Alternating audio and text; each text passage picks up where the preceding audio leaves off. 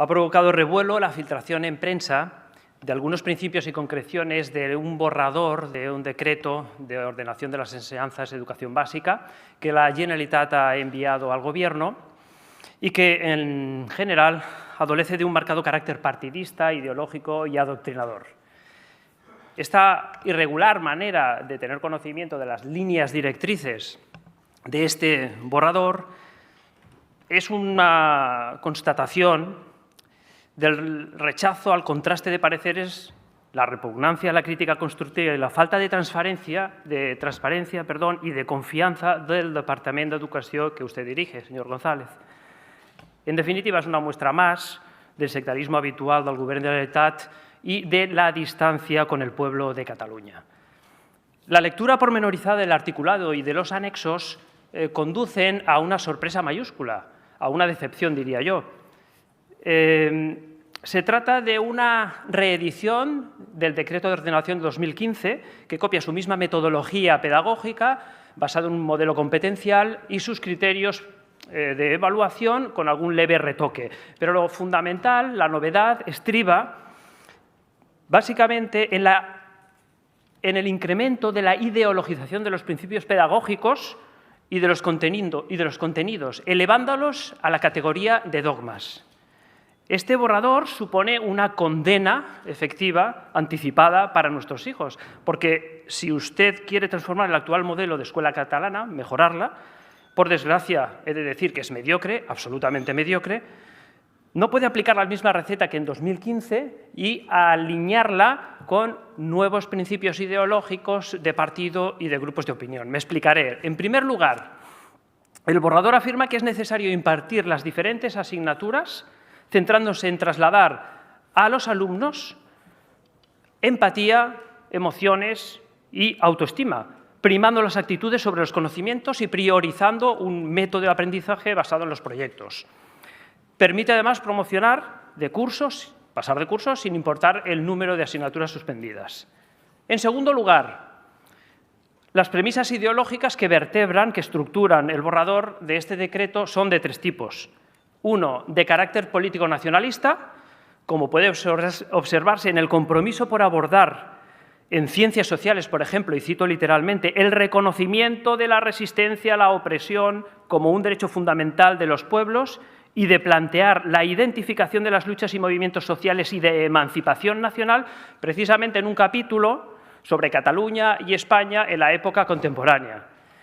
Y también se aprecia este componente, esta impronta, esta premisa ideologizadora, en el expreso deseo de que los alumnos sean conscientes de la pertenencia a la comunidad lingüística y cultural catalana y muestren interés por el uso de esta lengua, considerándola como única lengua vehicular del sistema educativo catalán. Anexo 2, página 6. 2. De carácter uniformizador, monocolor, ya que solamente habla de un tipo de modelo de organización educativa, aquella basada en la coeducación y en el modelo de escuela inclusiva. 3. De carácter globalista, insistiendo en que los alumnos deben construir su propia identidad, su propia personalidad, teniendo en cuenta las diferencias individuales, pero también la perspectiva de género, siguiendo la pauta estatal basada en una formación afectivo-sexual, conforme a las premisas de género y de los derechos LGTBI, imponiendo, además, los objetivos de desarrollo sostenible marcados por la Agenda 2030.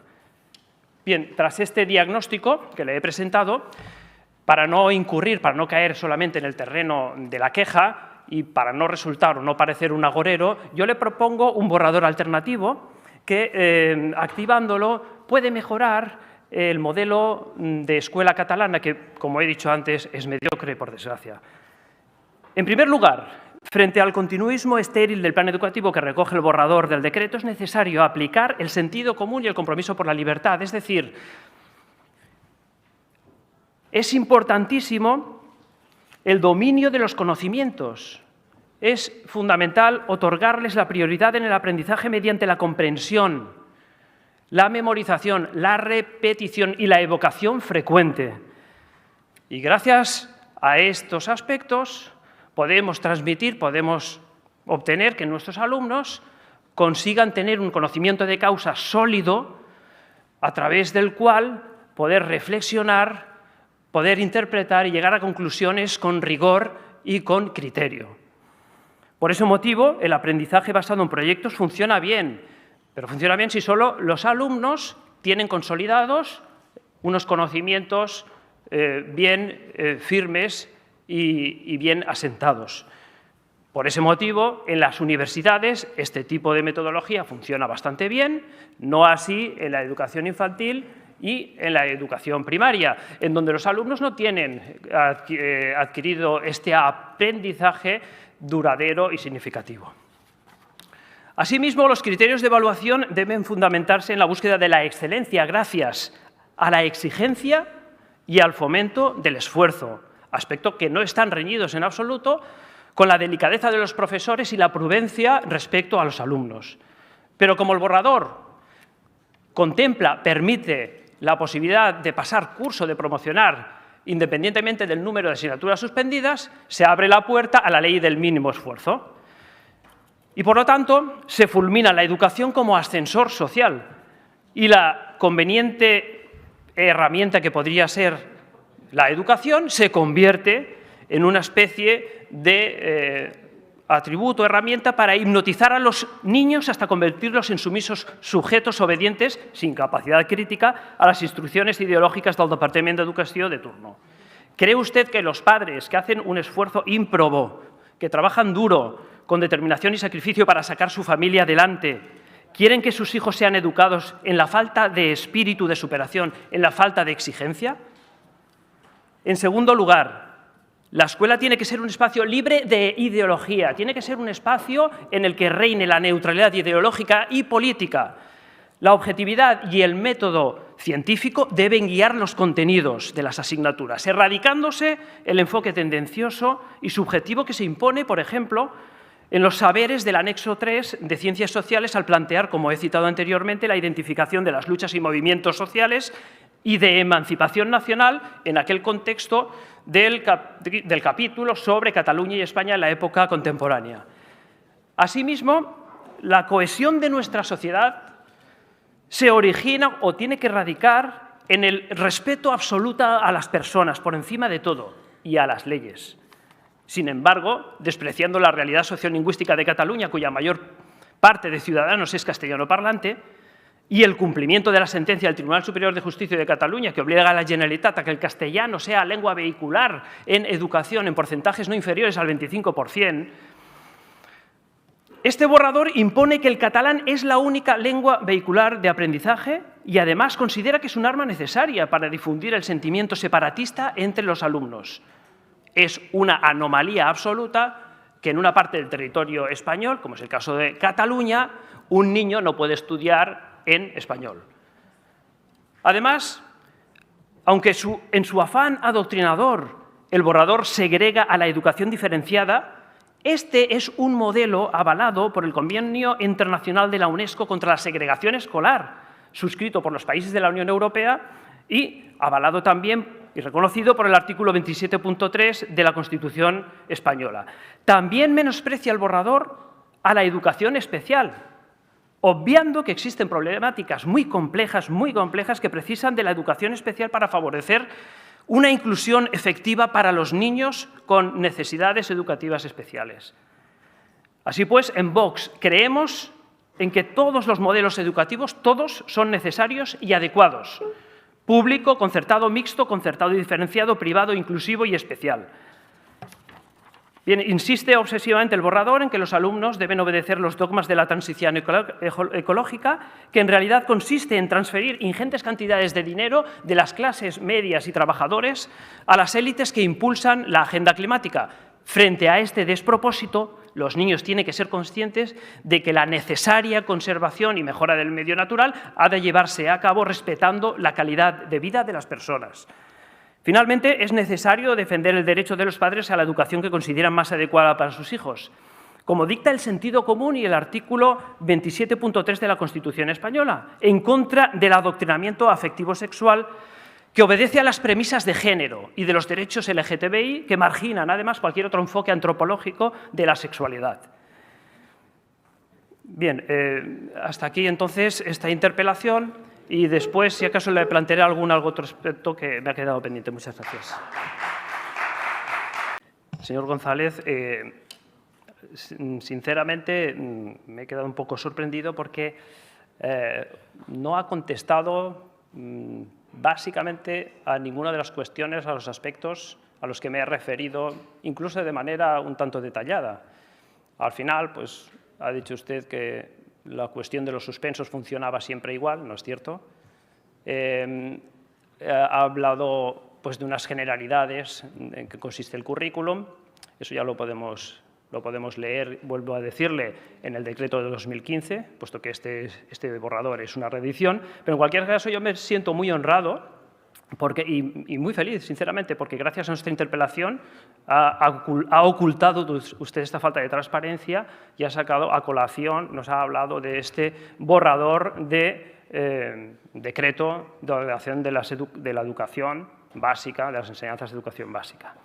Bien, yo le voy a dar unos datos para que usted, no lo sé, a lo mejor no lo tiene muy en cuenta esto, ¿no? Pues para demostrarle que el modelo de escuela catalana no es un modelo de éxito.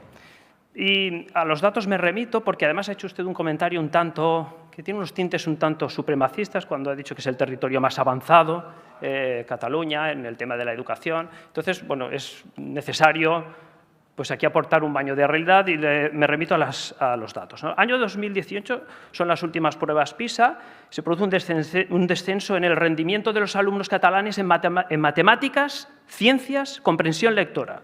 Han descendido desde 2015 en un 9,7%, un 9,8% y un 9,6% respectivamente. Otro dato, 2020, el 17,4% de los estudiantes catalanes abandonan prematuramente los estudios, según los datos del IDESCAT. Otro dato más, por si acaso no fueran suficientes estos. Las pruebas PAP para acceder al grado de educación solo las superaron las últimas en el 21, 2.290 personas, estudiantes, de 4.240. Además, podría hablarle de los 1.006 barracones escolares que existen, solo en la comarca del Gironès ya 85 barracones, los resultados de las competencias básicas en cuarto de la ESO, los últimos resultados, han descendido en matemáticas y en inglés y quizás esto es lo más importante, ¿no? Cuando hablamos del modelo de escuela catalán como modelo de cohesión social. Una familia en Canet, como bien saben todos, pide clases en castellano y se somete a una campaña de acoso con la complicidad de este gobierno, de profesores y de algunas familias. Menudo ejemplo de cohesión social. Bien,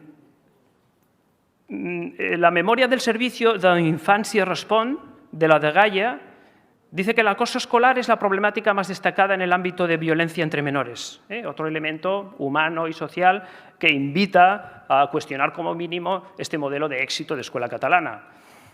Cada año se evidencia un crecimiento progresivo de llamadas en relación al acoso escolar. Sin embargo, en programas de prevención y detención del acoso escolar se ha invertido un total de 392.000 euros en los últimos 5 años. ¿Sabe usted cuánto ha recibido en el mismo lapso de tiempo la Asociación de Derechos Sexuales y Reproductivos que imparte educación sexual en escuelas? Más de 680.000 euros, el doble. Sobre el decreto, el borrador del decreto, añadiré un par de apuntes más. Según el borrador, lo que importa es que los alumnos desarrollen resiliencia y una actitud proactiva ante nuevos retos y entiendan el error como una oportunidad de aprendizaje. No importa si los alumnos no aprenden a sumar, en el caso de las matemáticas, por ejemplo, dividir, multiplicar o restar, lo importante es esto otro. Bien, le voy a dar un toque diferente a la intervención. Voy a recordar unos versos de Nicolás Fernández de Moratín, el padre, también poeta, el padre del insigne poeta neoclásico español, Leandro Fernández de Moratín, que decía así: admiróse un portugués de ver que en su tierna infancia todos los niños de Francia supieran hablar el francés. Arte diabólica es, dijo torciendo el mostacho, pues para hablar en gabacho un fidalgo en Portugal llega viejo y lo habla mal, y aquí lo parla un muchacho. Muchas gracias.